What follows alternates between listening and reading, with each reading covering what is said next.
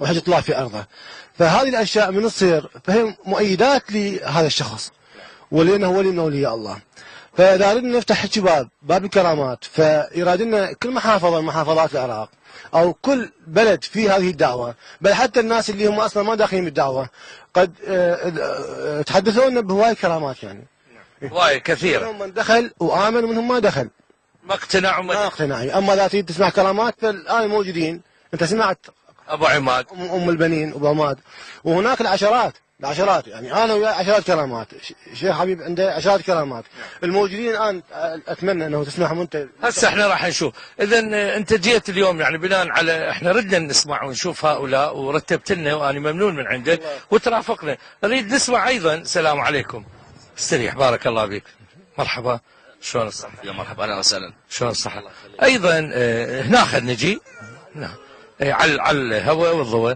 هذه القضية أيضا مشاهدينا الكرام حالة أخرى جديرة بالاهتمام وأن نسمعها من أرض الواقع فعلا. أولا أريد أتعرف الجمهور باسمك ومن نفس المنطقة وشنو اللي صار وياك. ان شاء الله. بسم الله الرحمن الرحيم. اللهم صل على محمد وآل محمد الأئمة والمهديين وسلم تسليما. أستاذ صدام مدرس لغة إنجليزية. نعم. أنت مدرس لغة إنجليزية؟ نعم مدرس لغة إنجليزية. نعم. بالبداية أنه قبل أنه أنا أصير كرامة الطفل علي سعدون كان هذا هو الطفل. فر على الكاميرا منا. هذا هو المقصود. أنه أبوه بالبداية شاف رؤية هو راح يتحدث عنها. قبل أنه راح يتحدث عن الرؤية شنو اللي شافها. السلام عليكم. هذا ابنك؟ اي نعم. شنو اللي شفته؟ جتني رؤيا بالليل انا نايم، طلب دعاء للسيد انه قال ما تجيني رؤياني، فاراد دعاء انطيته الدعاء، فطلب بالدعاء اجته رؤيا، فاجاني قال جتني رؤيا انا بالسيد انه حق، فبعد اريد يقين ازيد، اريد معجزه ماديه، فقلت له قلت له هو ما كان مقتنع الا بدليل مادي. جته رؤيا مع ذلك يريد دليل. حتى الرؤيا قال لا بعدني اريد دليل يقين، يعني معجزه ماديه الزمها بايدي. فقلت له لا تطلب هذا الاحتمال، الله سبحانه وتعالى يختبرك باختبار لك هذا. قال لا انا اريد، انا راضي به. سبحان الله يومين، يوم الجمعه صارت الحادثه مال ابنه. يوم 27 اللي اسمعها من عنده. يوم 27 يوم 27 11 2011. اي فبعد انا الحادثه ما ادري بها، ابن خالد كان موجود انت ابن خاله لا بعد؟ اي نعم ان شاء الله. بعد ما سمعنا انه الطفل علي سعدون يعني غرقان، نعم، وجد احد اللي كانوا يعملون عنده بناء وجد في النهر يعني غرقان، يعني مطوف بالنهر. الطفل هذا غرقان؟ نعم. بعد ما انضرب على راسه على صبه وقع بالنهر. هذا الصب موجود الاثر يعني. انضرب من وقع انضرب هذا الاثر. شوف هاي ناظم هاي الشك وهذا بس ايدك فرح زين. نعم. فمن اجانا الطفل انه غرقان ومتوفي يعني. ووقع بنهر غميج؟ نعم ماك يعني جدا عميق يعني. نعم مستوى العمق لحد هنا يعني اذا يعني يغرق به. نعم ما يقايش. نعم. فاخذوه اهله، فالطفل غرقان ورئتين مالته ممتلئه ماء، بطنه منتفخه يعني. فيعني جهزوا انه ياخذوه للنجف، بس قبل هاي الاجراءات امنيه ياخذوه للمستشفى يعني بالبدايه. يعني هو فارق الحياه وكاجراء احترازي ما يودوا النجف الا يمرون للمستشفى حتى اجراءات امنيه يعني. نعم. فوديناه المستشفى الزبيديه. طبعا المسافه من مكان الحادث الى مستشفى الزبيديه هي حوالي 20 كيلو. نعم. من المنطقة اللي يعني هاي الفترة كلها هو متوفي. نعم هذه الفترة كلها.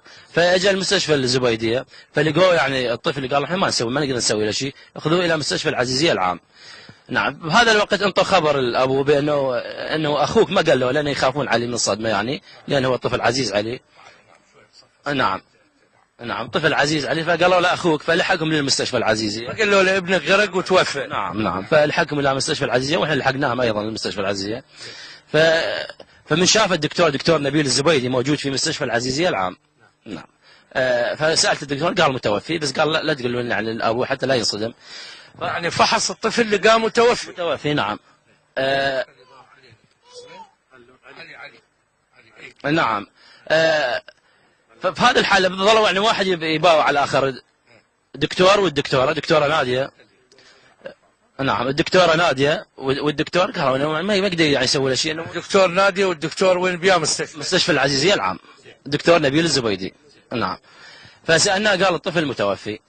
فاحنا بعد ما انجمعت الناس واجى والد الطفل يعني بهاي الحالة الوالد شلون صار حالته لما عرف انه يعني نعم يعني وقع على الارض وبدا يصيح بصوت عالي بحيث كل الناس اجمعت عليه، يعني من شده نعم.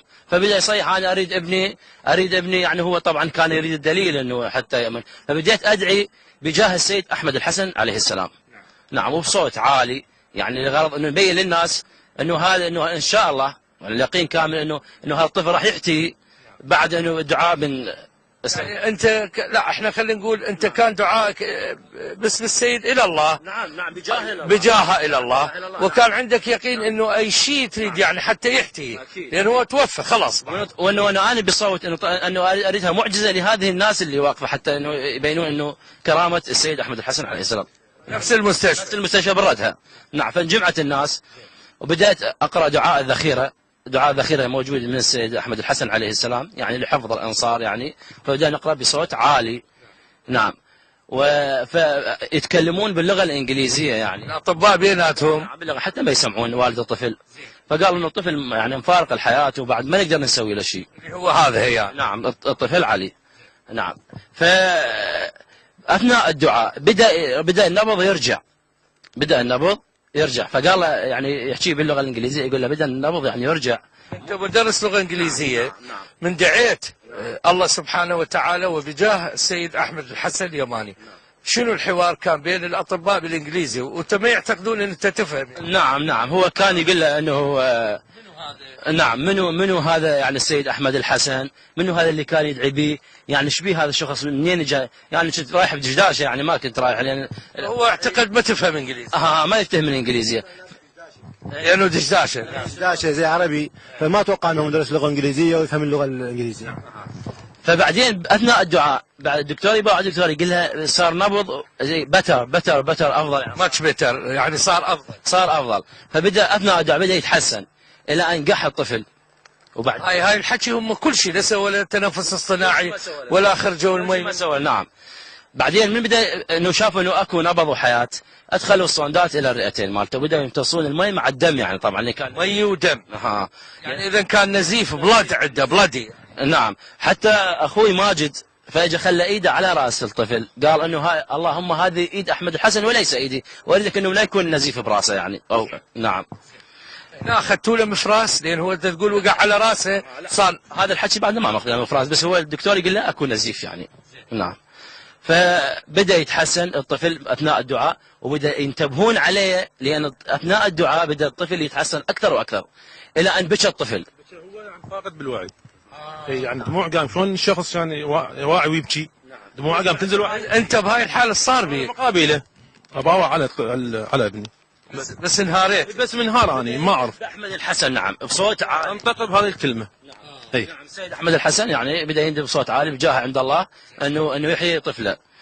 نعم. وبدا حالته تتحسن اكثر واكثر الى ان بكى الطفل، والحمد لله انه قال ما طول بكى الطفل انه بدات الحياه رجعت له. طلعتوه المي من الرئتين، يعني كميه الماء اللي طلعت من الرئتين تقريبا يعني لترين او 3 لترات. نعم. يعني هالكميه يعني وياها دم. نعم وياها دم. نعم. يعني هذه المسافه من مكان الحادث. رحمه الله. أنا كنت حاضر بالحادث وياهم.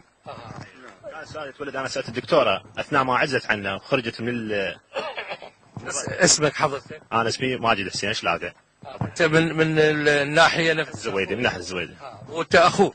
نعم. سنة حادث، احكي لنا همين. نعم. فمن حضرت اخر شيء عزت الدكتور عنه، والله تركت المضمدين يمها قالت الطفل متوفي. فسالت الدكتوره خير، قالت الطفل سبب وفاته هو نزيف، وهذا عنده ضربه بالجمجمه مسوي عنده فطر بالعظم، واعتقد 80% عنده فطر بالجمجمه، هذا سبب وفاته. هاي الطبيبه تشخيصها. وتركت الحادثه وطلعت.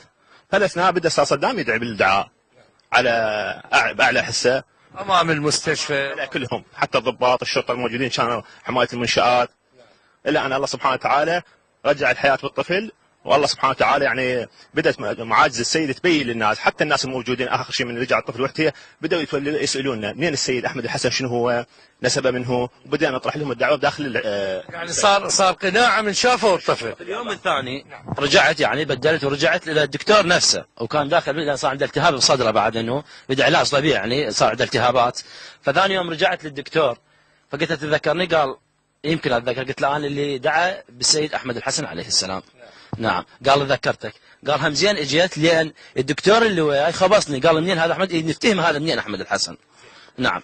فكنت انا وياي مع جريده جلسه الصراط المستقيم، اعطيتها له وشرحت له ادله الدعوه وشرحت له، وقال ان شاء الله احنا المهم في الموضوع هذا الخلاصه او السمري كما نقول في الموضوع انه هذا الطفل كان متوفي كوما، يعني كان كوما مغلق، وبعدين شويه شويه صار ريهابيتيشن له، خلينا نقول لما يقول لك طبيب جيتنج باتش بيتر بدا يتحسن. بالضبط. والسعاده لحياته هسه هاي الحادث ايش قد صار؟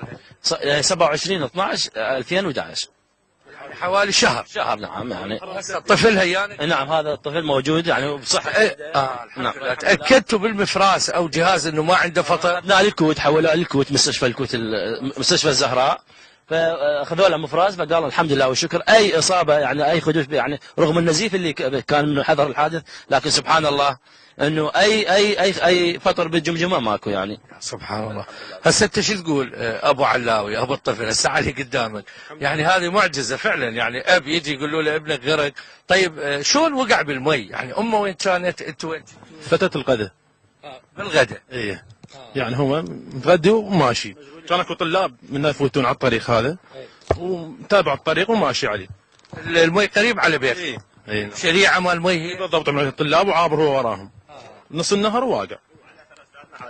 اشهد بان احمد الحسن حقه وامل بالدعوه لان شاف المعجزه. هسه انت نرجع لك، انت ردت معجزه سبحان الله. شوف شلون صارت، يعني ابنك وبعدين بكيت وجيت للمستشفى ورجع، بعدين يعني صار قناعه عندك. احكي لي من ضمير حي يعني صحيح. الحمد لله والشكر. صار قناعه. اي الحمد لله. اي. وهسه تدير بالك عليه لو همين بالغداء ويطلع. لا الحمد لله والشكر. خير ان شاء الله. الله يسلمك. يلا خير ان شاء الله. كلمه اوجهها لكل الناس، كل الناس وخصوصا الناس اللي داير مدارنا تعرف قضيه احمد الحسن، ولكل الشعوب الاسلاميه والمسيحيه واليهوديه، وبخصوص المعترضين على الدعوه. انا كيناهم من جانب الكرامات، قالوا مثل ما قالوا اصحاب فرعون